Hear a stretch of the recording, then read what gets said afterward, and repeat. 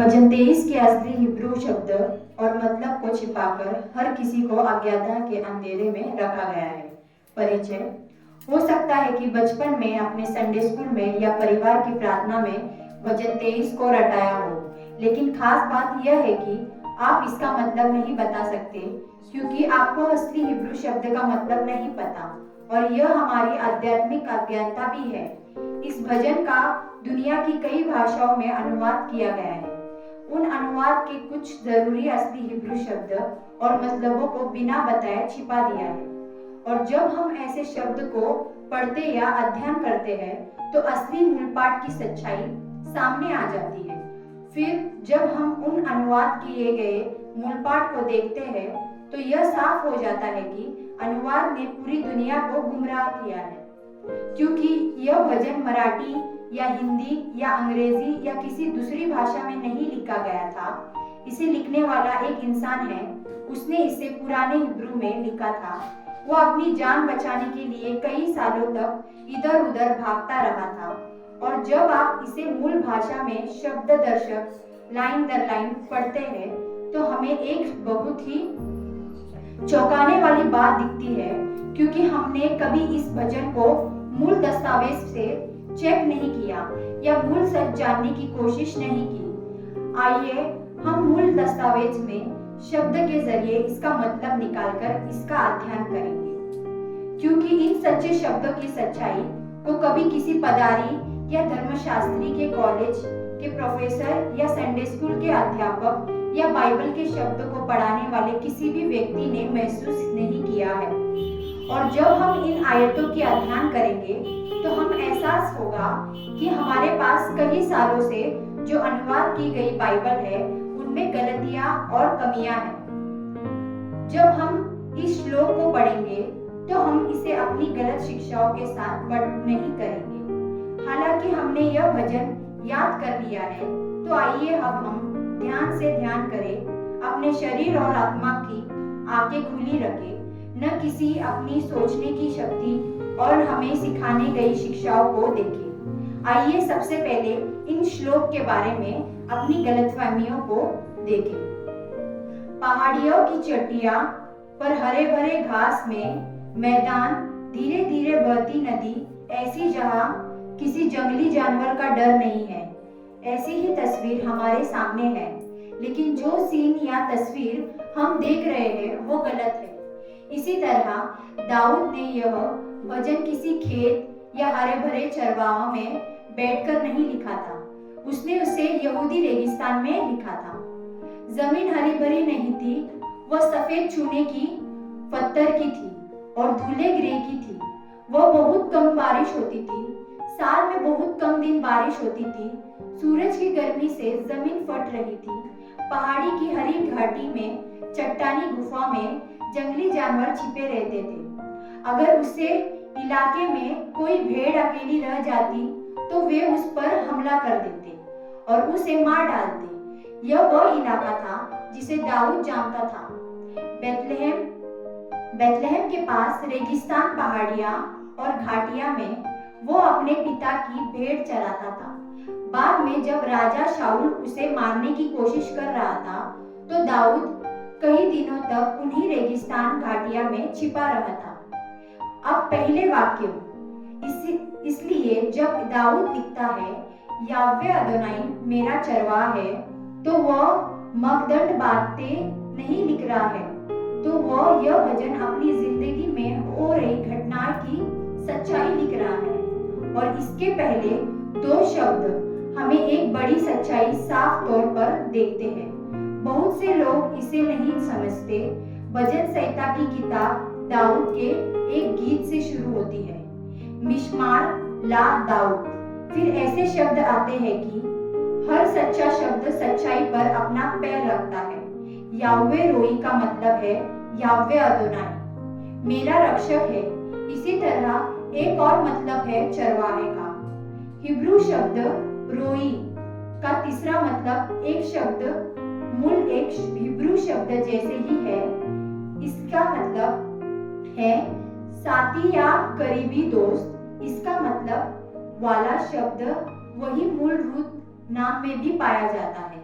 दाऊद कहता है याह्वे उसका चरवाहा है। इसी तरह हिब्रू में एक और रहस्यमय मतलब छिपा है। वो कह रहा है कि याह्वे उन्हें कभी नहीं छोड़ेगा। वो कोई दूर का प्रबंधक नहीं, बल्कि एक वफादार साथी है। और फिर अगला वाक्य आता है, यहीं पर कई भाषाओं के अनुवाद ने हम सबको गुमराह किया। यह सही नहीं है। अनुवाद में इसका मतलब है इच्छा से आजादी, जैसे कि उनका मकसद इच्छा को पूरी तरह खत्म करना हो। लेकिन हिब्रू में इसका मतलब कुछ अलग है। लोजार का मतलब है मुझे किसी चीज की कमी नहीं होगी। दाऊद यह नहीं कह रहा है कि उसकी कोई इच्छा नहीं है। वो कह रहा है कि इसी चरवाहे के साथ उसे किसी भी जरूरी चीज की कमी नहीं होगी। रेगिस्तान में दौड़ते समय जब उसके पास सब कुछ खाली लगता था, फिर भी उसे किसी चीज की कमी नहीं होगी। यह कोई जैन फिलॉसफी की व्याख्या नहीं है। यह दुश्मनों से घिरी घाटी में छिपा एक आदमी का ऐलान है। अब दूसरा वाक्य, और यहीं पर यहूदी जंगल का जिक्र सब कुछ बदल देता है। वो मुझे हरे भरे चरवाह में आराम देता है। भेड़ों के बारे में एक बात है जो बहुत से लोग नहीं जानते। आप भेड़ को सोने के लिए मजबूर नहीं कर सकते। भेड़ तभी सोती है जब वो पूरी तरह से सुरक्षित महसूस करती है। पेट भर खाना और झगड़े से पूरा तरह आजाद होती है। अगर कोई जरूरी पूरी नहीं होती तो भेड़ अपने पैरों पर खड़ी हो जाती है। इसलिए जब भजन में कहा गया है यहोवा ने दाऊद से बैठने को कहा, तो इसका मतलब है कि यहोवा ने जंगल में दाऊद के हर जरूरी पूरी की है। असल में उस जगह की सभी जरूरत वहां काफी भी नहीं थी। और यहूदी रेगिस्तान के हरे भरे चरवाहा में घास साल में सिर्फ 3 महीने ही हरी होती थी। बाकी समय यह बुरी और कमी होती थी। चरवाहा को ठीक से पता होना चाहिए कि सुबह की ओस किसी पहाड़ी पर गिरती नहीं। किसी ढाल पर इलाके में थोड़े समय के किसी नमी रहती है और किसी घाटी में झुंड के लिए काफी घास है ताकि वह भीड़ न हो। उस सुनसान जंगल में हरे भरे चरवाहा ढूंढना कोई आसान काम नहीं होता। इसके लिए पूरी जानकारी होनी चाहिए। जैसे एक माँ अपने बच्चे का चेहरा पहचानती है, वैसे ही एक चरवाहे को जमीन को पहचानना होता है। और अदोनाई भी आपके जीवन में हालात उसी तरह जानता है। दूसरे वचन का दूसरा भाग कहता है वो मुझे शांत जल के पास ले जाता है। हिब्रू में शांत के लिए शब्द मनोहत है। यह शब्द है, इसका मतलब स्थिर नहीं है। इसका मतलब है आराम करने वाला, सोने वाला। इस मूल शब्द में शांति का गहरा भाव है। यह पानी से भरा हुआ गड्ढा नहीं, यह पानी है जो आत्मा को शांति देता है। इसके पीछे एक कारण है। भेड़ तेज बहते पानी में डरते हैं। भेड़ तेज बहते धारा से पानी नहीं पीएंगे क्योंकि उसका ऊन गीला हो जाएगा और वह बह जाएगा। चरवाहे को ऐसा पानी ढूंढना चाहिए जो शांत हो कि भेड़ बिना डरे उसके पास जा सके। अदोनाई आपको ऐसा चीज की ओर नहीं ले जाता जो आपको परेशान कर दे। वो आपको ऐसी चीज की ओर ले जाता है जो आपको तरोताजा कर देगी। और वो यह काम इसलिए करता है ताकि आपकी आत्मा उसे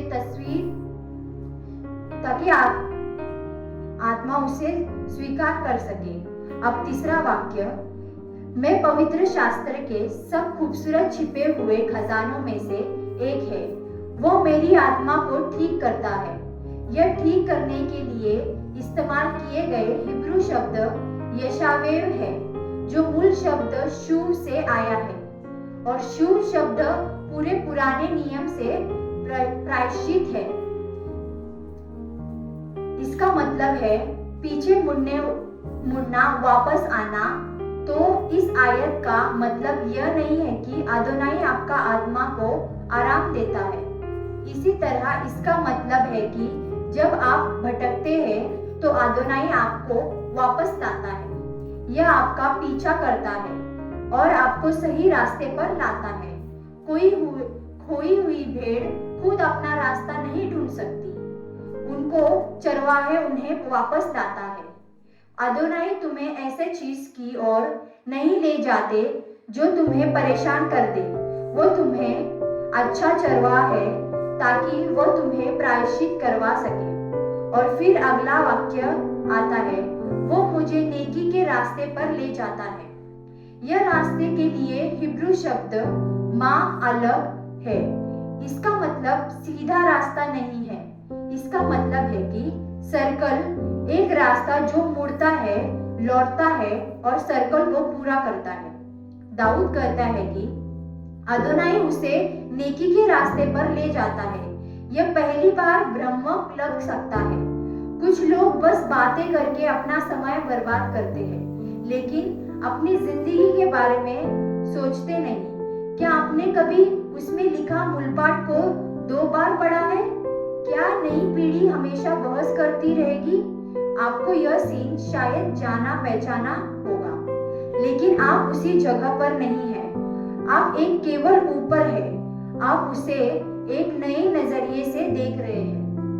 अब हम भजन के मुख्य श्लोक पर आते हैं। अब चौथा वाक्य में कुछ ऐसा होता है कि जिस पर लगभग कोई ध्यान नहीं देता।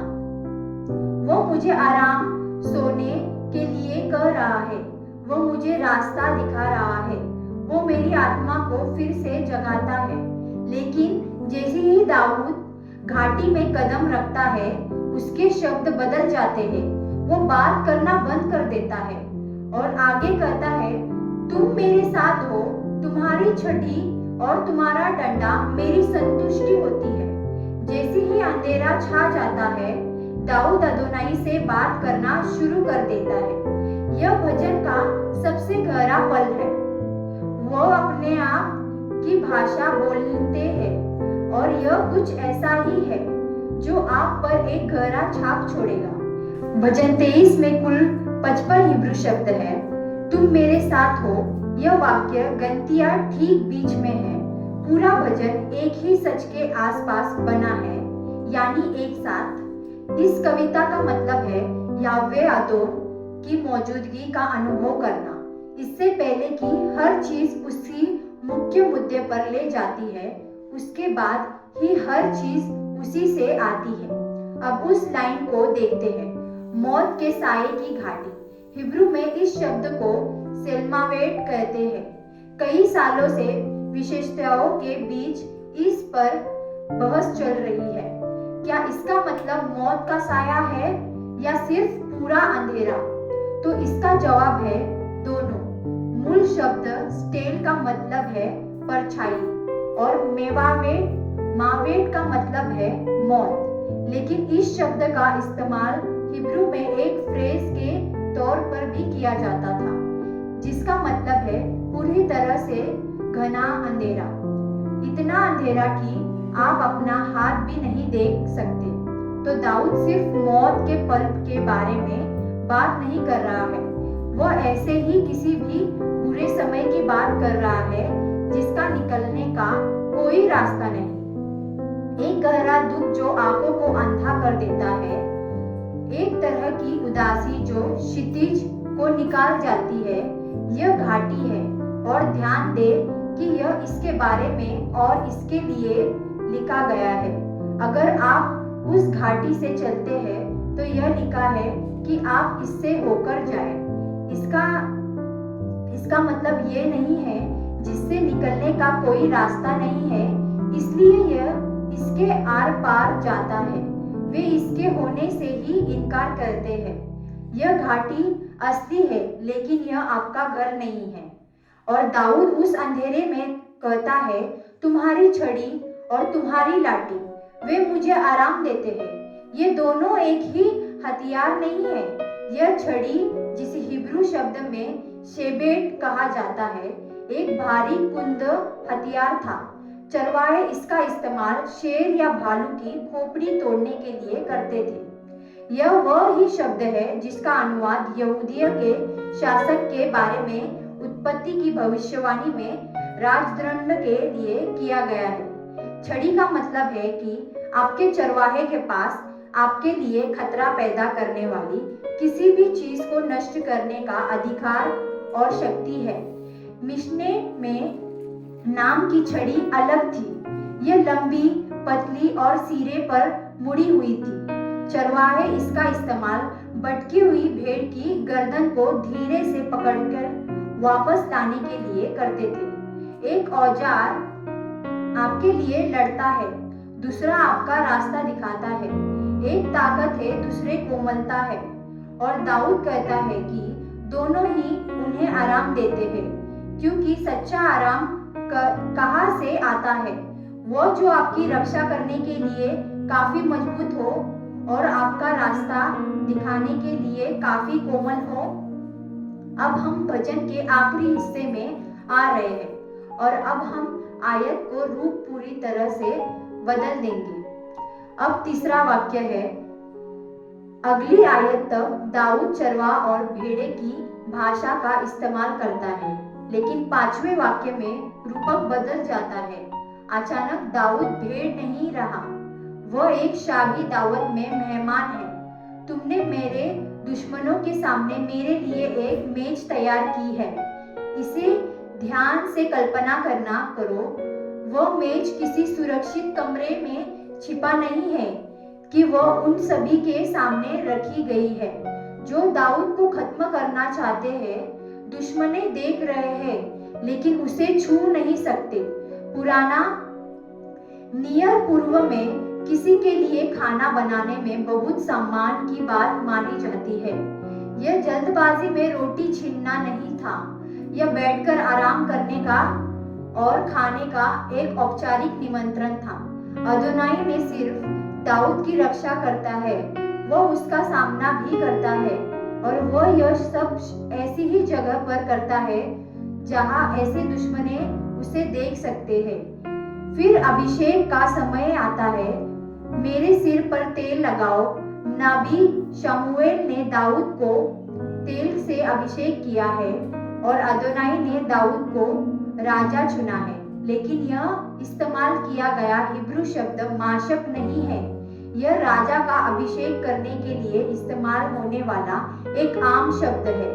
वह एक शुरुआत है, एक ऐसा शब्द जो खुशहाल और भरपूर है कि विचार के ज्यादा करीब है।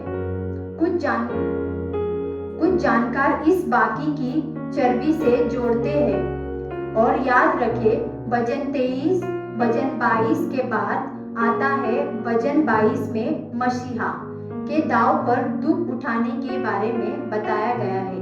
इसलिए भजन 23 में बताए गए तेल में उसे बलि की प्रबंधित हो सकती है। खूबसूरत जो कुचलने के बाद की मिलती है। फिर दाऊद कहता है, मेरा प्याला भर गया है। ऐसा नहीं है, मेरा प्याला काफी है। यह छलकता है। हिब्रू शब्द खाया का मतलब है पूरी तरह से भरना, भिगोना, बह जाना। अदोनाई उसकी कृपा बिना सोचे समझे महसूस मत करो। अब हम छठे वाक्य पे पहुंचते हैं और उस हिब्रू शब्द पर जिसके बारे में मैंने तुम्हें पहले बताया था। वो शब्द 2 सब कुछ बदल देता है। निश्चित रूप से अच्छाई और दया मेरे जीवन के सभी दिनों में मेरे साथ रहेंगी। बाइबल के कई अनुवाद में अनुसरण करना चलेगा या अनुसरण करना भी शब्द शांत और पेंसिल लगता है। जैसे अच्छाई और दया आपके पीछे एक आरामदायक पूरा कर रहा है, वैसे ही लेकिन हिब्रू शब्द रडाइफ है और रडाइफ का मतलब पीछा करना या अनुसरण करना नहीं है।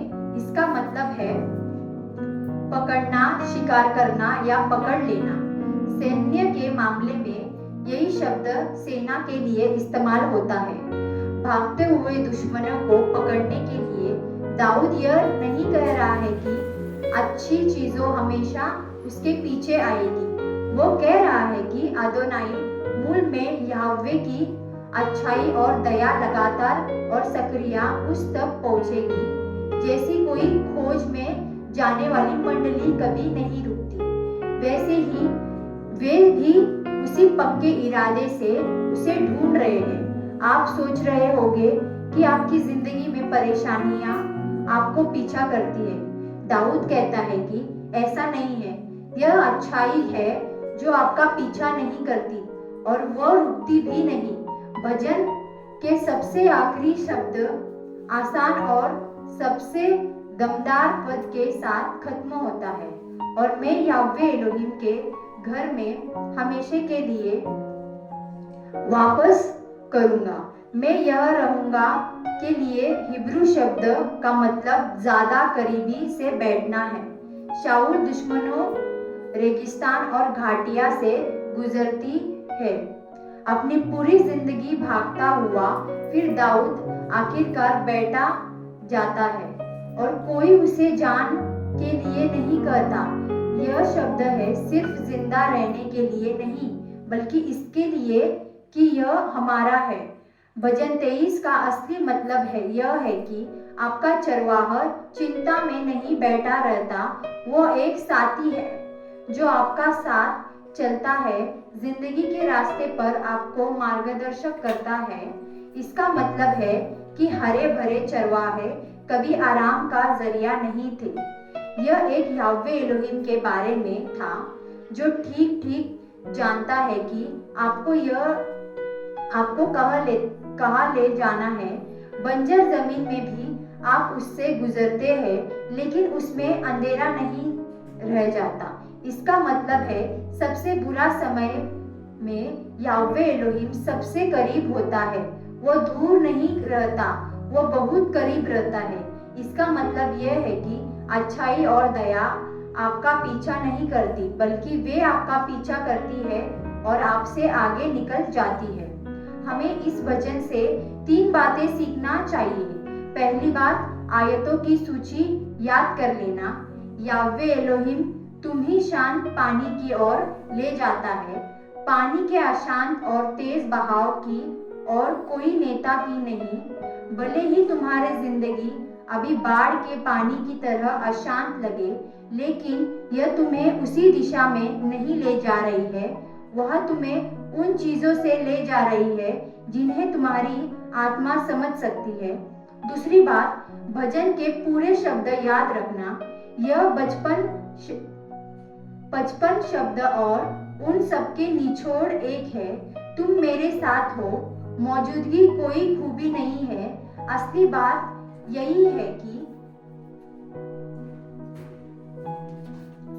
तीसरा रडाफ को याद रखें। आप जिंदगी में बिना किसी मकसद के नहीं भटक रहे हैं। कुछ अच्छा पाने की उम्मीद में अच्छाई और मेहरबानी ने पहले ही कह दिया है, वह मिल गया है। आपको अंदाज नहीं है कि वह कई दिनों से आपका पीछा कर रही है। अब यह है कि सवाल इस पर सोचने चाहिए, आपकी जिंदगी में ऐसा कौन सा समय था जब आपको पूरी तरह से अंधेरा की घाटी, तसल मवेद की घाटी जैसा महसूस हुआ, और जब आप पीछे मुड़कर देखते हैं तो क्या आपको वह छड़ी और लाठी दिखती रहती थी जो हमेशा आपके साथ थी? सारांश में हम देखेंगे, पुराने नियम में यहोवा एलोहिम इस्राएल के लोगों के चरवाहे थे। भजन 23वां अध्याय 1 वचन उसी नियम में कहते हैं, यीशु मसीह अपने चुने हुए मंडली में लोगों के चरवाहे हैं। यूहन्ना 10वां अध्याय 11वां वचन, और जो इंसान की आत्मा को नष्ट करता है वह चरवाहा मौत या शैतान है।